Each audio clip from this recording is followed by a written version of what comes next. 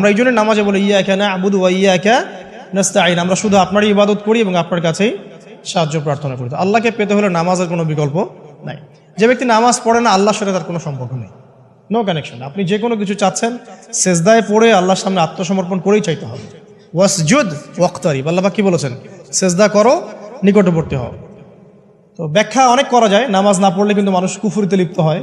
যে ব্যক্তি মান তারাকা সালাতান মুতাআম্মিদান ফাকাদ কাফারা, যে ব্যক্তি সালাতকে অস্বীকার করে, ফরজ নামাজকে অস্বীকার করে, সে ব্যক্তি কিন্তু কুফরিতে চলে যায়। ঠিক আছে। তারপরে বাইনা রাজুলি ওয়া বাইনা শিরকি ওয়াল কুফরি তারকুস সালাহ, একজন মুমিন বান্দা এবং অমুসলিমদের মধ্যে পার্থক্যই নামাজ। নামাজের বিষয়ে অনেক কথা আমি আগেও বলেছি, আপনারা শুনেছেন, অন্য আলেমদের কাছেও শুনেছেন। এক বাক্যে নামাজ না পড়লে ইসলামের রশিটা কেটে যাবে।